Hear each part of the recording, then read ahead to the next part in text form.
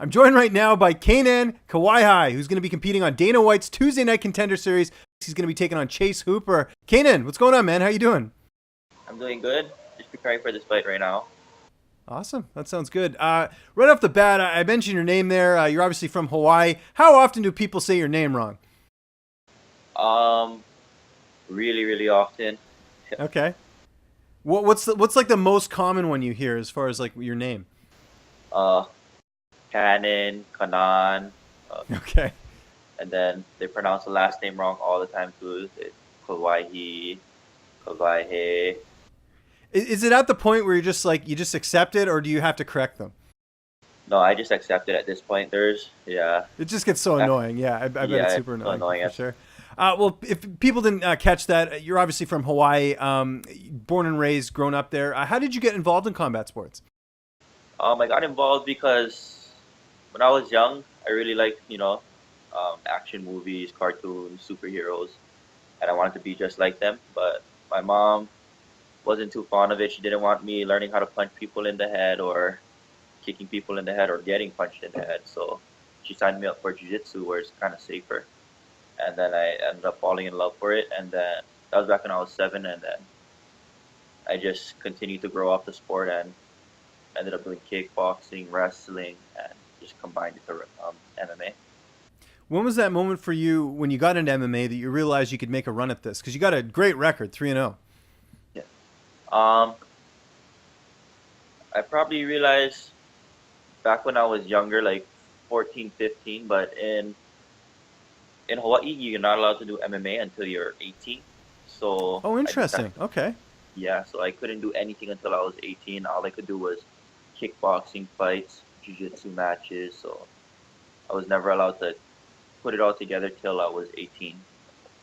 Interesting. And you mentioned being a fan of action movies and everything like that. What about MMA? Were you like a big, I have to ask the obvious question, were you a big BJ Penn fan back in the day?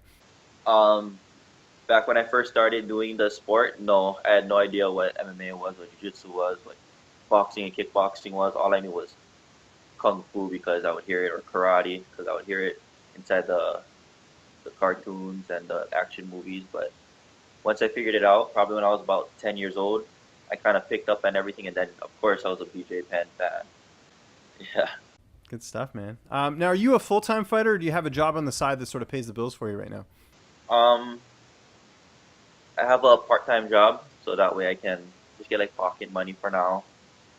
So not a full-time fighter, but I try to be a full-time fighter. What do you do for work on the side? I'm a cashier at Nico's Kailua. It's Oh, a cool. seafood kind of restaurant. Yeah, That's it's good. really good.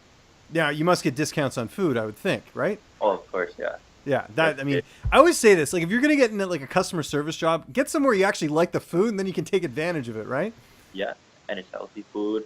It's good for you, so it kind of works Exactly. out. Get those omega 3s, right? That's important. All that fish and everything. That's good. Um, let's talk about this opportunity here. Dana White's Tuesday Night Contender Series. It's a big deal. If you win impressively, you get a contract. Were you expecting this after your last fight, or was this a total surprise? It was a total surprise. So my manager sent me a text, Jason House Iridium. They sent me a text message asking if I wanted to fight for the DWTC, and like the abbreviation for it. After I was like, yeah, sure. I don't know what it is, but I'll fight for it. And then he was like, yeah, it's a good pay. I was like, yeah, I'll fight for it. Sure. And then he was like, do you even know what you're fighting for? I was like, no, not really. And after he sent me, and I was like, what? I was just in shock, and I was like, holy moly, my heart started racing. I was like, wow, it's a big opportunity. Yeah. And I know you got to fly down there and do some media stuff. Was that your first time going to Vegas? No, I didn't get to do that yet. I'm Oh, actually gonna you fly out. haven't gone. Okay, interesting. Yeah. So in 2 more weeks, I get to fly out and do all of that. But I've been to Vegas one time before. Okay, interesting. Let's talk about your opponent here, Chase Hooper. How do you feel like you match up against him? I mean, sounds like a great matchup to me. He's young, I'm young. We're both prospects. We're both undefeated.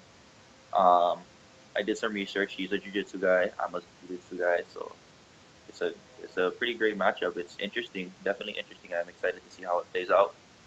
And where are you training right now, and who are some of your main training partners? Um, I train in Hybrid Fight House and also Cabrina Jiu Jitsu in Kailua. And some of my main partners is Isaac Hops, Jonah Estrella, and then Kaleo Kwan, Harris Sarmiento. And then I also train at Gracie Technics with Max Holloway, Yancy Medeiros, Maki Pitolo, which is also fighting on top of the Contender Series show. And I also cross train with Hawaii Elite, which is Russell Doan, Louis Smolka, well, Martin Day. He also That's fought great. I mean, you're getting a lot of different looks. I mean, the confidence level must be really high heading into a fight like this, getting to train with Max Holloway and, guys like that. Yeah, it's really fun seeing how they fight and how the high level trains. It's really cool. That's great. How's the weight cut going, getting down to 145? It's pretty good. I mean, it's not that hard compared to the rest of them. Like they cut like 30 pounds, 40 pounds, and kind of just cutting like 15 to 20 pounds. So it shreds off kind of easy. And plus, we're 7 weeks out. I'll be more than ready by then. It'll be kind of an easy weight cut. And who's going to be in your corner for this fight? I'm gonna have my dad, Christopher Kawai, and I'm also gonna have my kickboxing coach, Kaleo Kwan. Nice. And Yeah. how do you see this fight playing out on July 26th? Honestly, how do I see it playing out? I really don't see it getting past, like, going to the judge's hand. I really think that I can push the pace all the way to a finish, whether it's on the ground or on the standing. Yeah.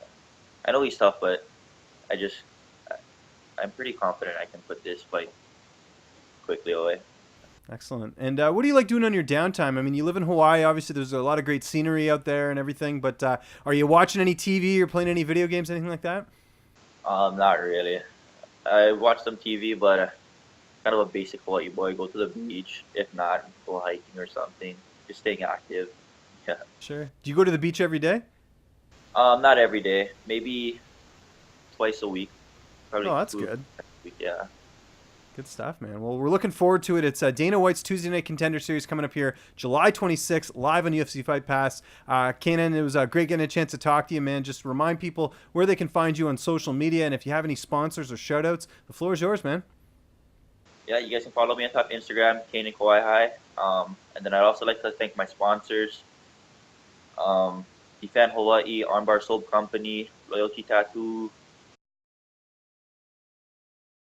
And then we also have my gyms, Hybrid Hawaii, Cabrina Jiu Jitsu, Gracie Technics, and Hawaii Elite MMA.